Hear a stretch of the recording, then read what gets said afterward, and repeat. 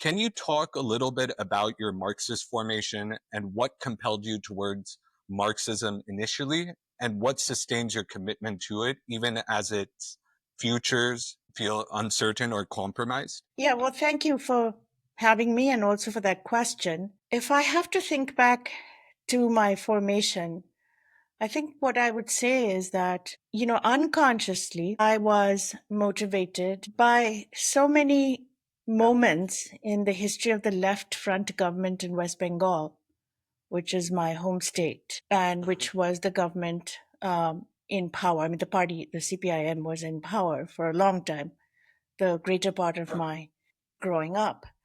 And yet, it was a party that was riven with contradictions of class and of a certain kind of privilege mongering among the elites who were also part of the CPIM, and the large scale neglect or bypassing of kind of on the ground struggles of people. And ultimately, this is what led to the unthroning or dethroning of the left-run government, and replaced by, I would say, a much more authoritarian populist party, that of Mamata Banerjee and her ilk. So part of my Marxist commitments derives from growing up in a culture in which many of the people that I was influenced by and listening to in conversations at home, some of the people I heard come to give talks at Delhi University when I was an undergraduate at Lady Shri Ram College, and then subsequently as a graduate student as well. Some of the most important ideas that I imbibed, I would say, were ones that I got in classes and graduate seminars by people like Fred Bloch. And then I discovered the Frankfurt School, and really kind of immersed myself. I have been immersing myself insofar as it's possible to do that in a language that I don't know very well at all, which is German. So to read the Frankfurt School in translation, these are kind of key, I would say, signposts for my Marxist commitment. But the other thing that I would like to say is when I came of age in the academy, so to speak, and I speak as someone who's been an academic for almost 30, in the 70s and 80s, and then certainly more reinforced and entrenched by the 90s, there's a great deal of hostility to Marxist criticism, particularly in the West, in the American academy, especially, I would say. So, in a way, my kind of, I took it on as a challenge and a kind of a commitment against the grain, to go against the grain of the disciplines in which Marxism had been easily dismissed, too easily, and in a kind of ignorant way as vulgar, or that Marxists needed to be reconstructed in order to be more supple and sophisticated. And any number of important critics issued these kinds of statements. So I was trying to figure out, well, is that really true? And you can't really figure that out unless you endorse something that makes sense to you as a kind of a axiomatic. And for me, that axiomatic is that in an age of identity, one of the lessons that Marx tells us that, but which we seldom pay attention to, is that class is not an identity. Class is a relation. And that led me to think about class in its relation to a number of different poles of fealty and filiation and affiliation. And that's, I would say, I don't know if that really answers your question as specifically as you might have wished for, but that in a sense is why I became a Marxist, if I can put it that way. Yeah, absolutely. This is a great. I think like we'll be unpacking that a little bit more as the interview goes on. In your recent paper, I think from a year or two ago, titled The Stakes of Internationalism, it begins with a sense of epistemological saturation, a moment where solidarity is both everywhere and nowhere. What prompted you to write this article?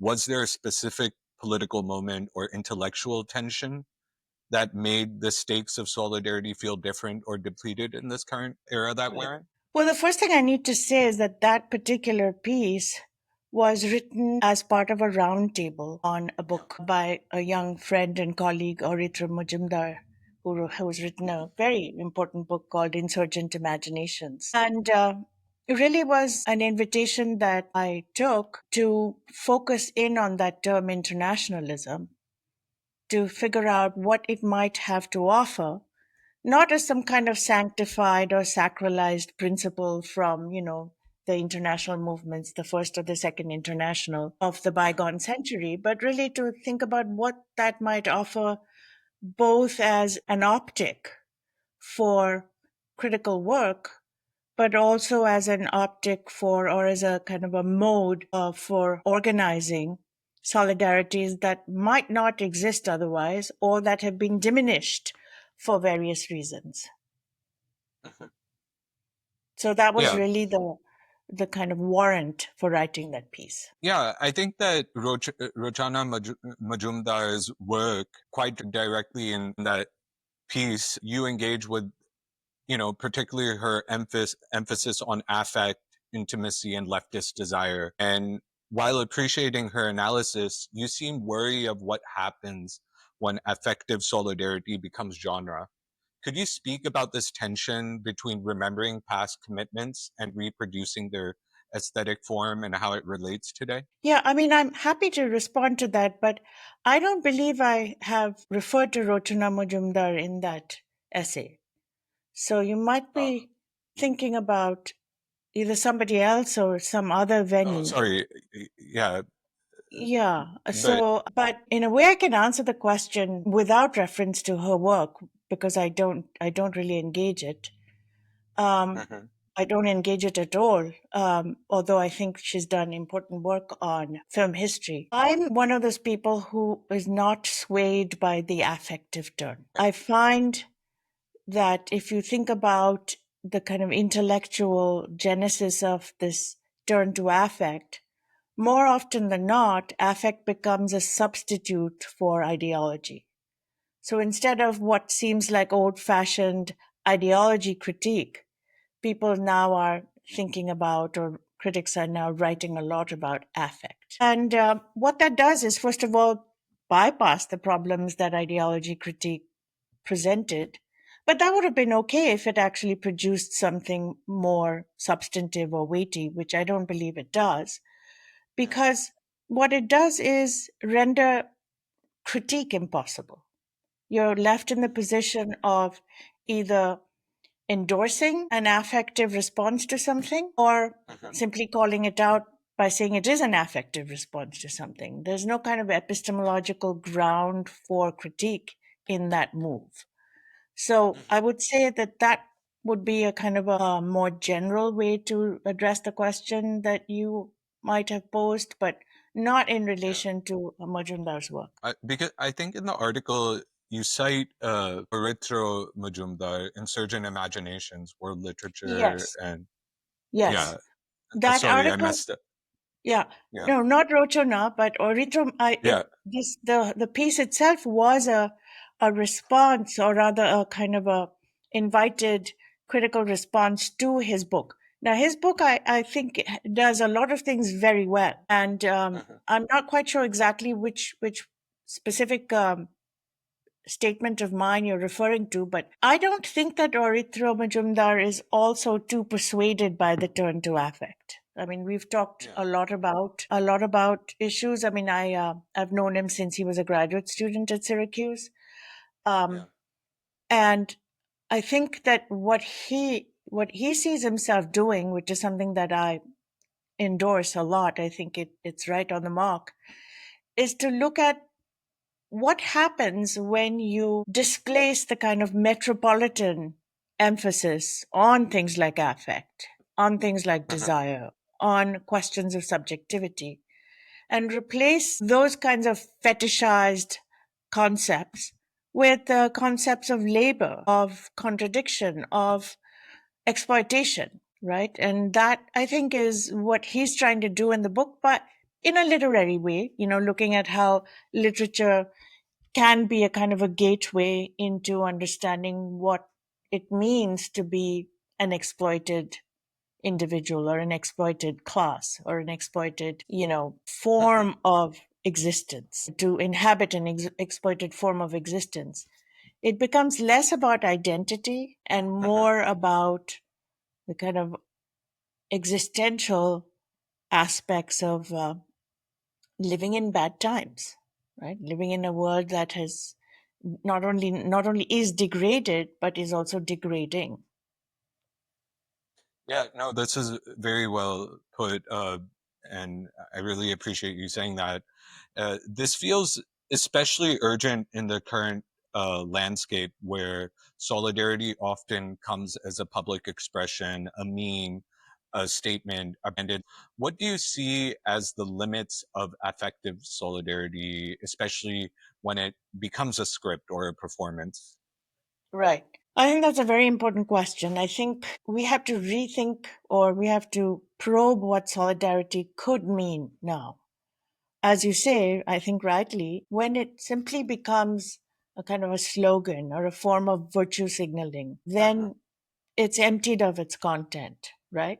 But solidarities aren't something that are produced out of nothing, right? They have to have a concrete material basis.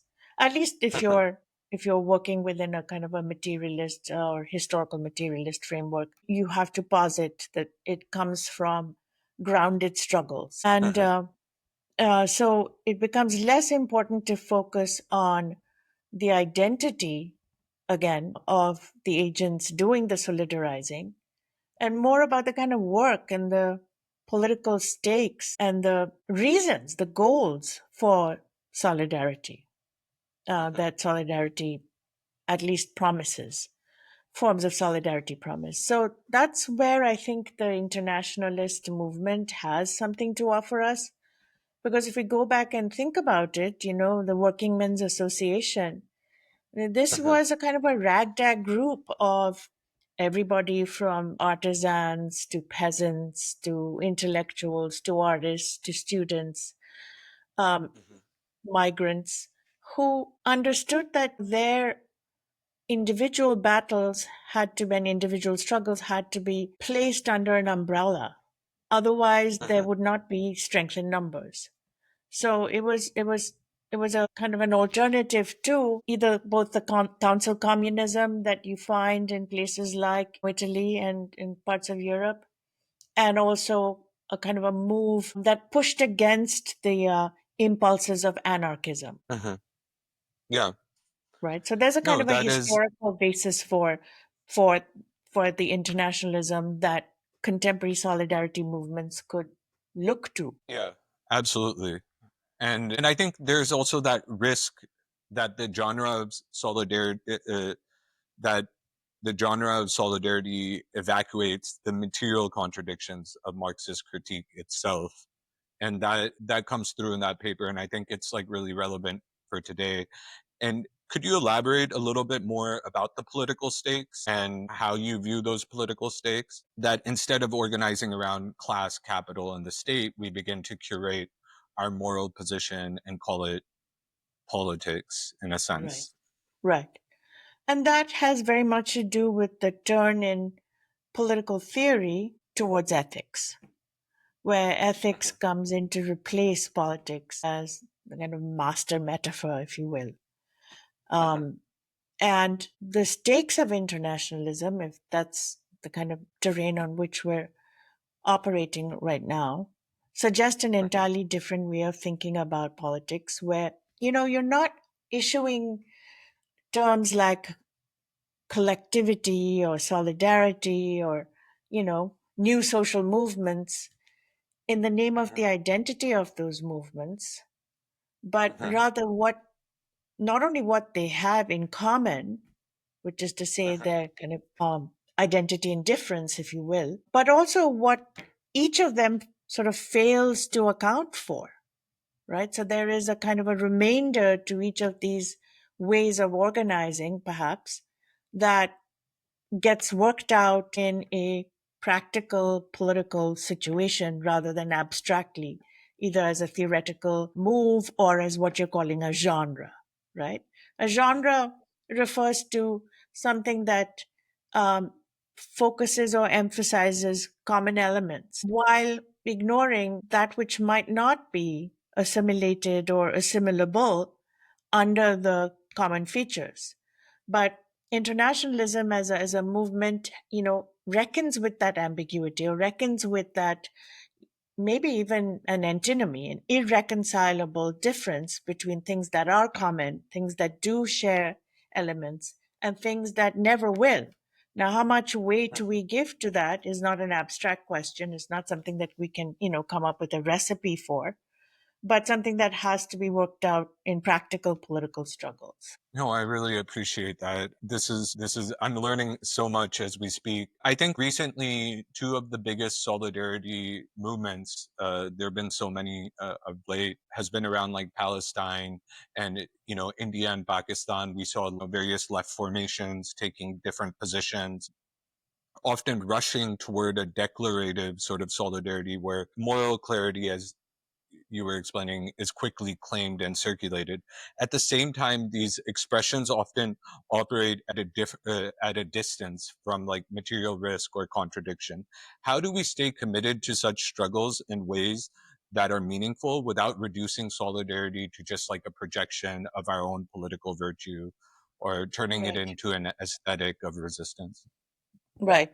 I mean, I think you brought up a word that we really need to think more about, and that's risk. I was just reading yesterday that the class speaker for MIT, a young woman named Megha Vamuri, was prevented from not only giving her speech at commencement, but also disallowed from attending the commencement at MIT, where she is a brilliant young student. And Absolutely. a couple of people that I was exchanging notes on this about were, there were some people saying, well, she's just ruined her career. And others saying, well, she's very heroic and brave. I happen to be on the other side, which is to say that I think she's very heroic and brave. But the question that an example like Yeah. her really puts in our mind is, what kind of risks are people willing to take? What is the level of sacrifice, if you will, that is necessary to live out a political commitment, not just as an empty abstraction again or a pronouncement, but as an action, right? I mean, after all, she was only going to give a speech, and her culpability, such as it is in the eyes of the MIT brass, is that she signed a statement against the genocide in Palestine. And that was enough to ban her from giving the speech, even though MIT, of course, like every other institution, including my own, mouths empty pronouncements about freedom of speech and academic freedom and so on. But on the other side of the fence, it puts young people, old people, whoever, at enormous risk.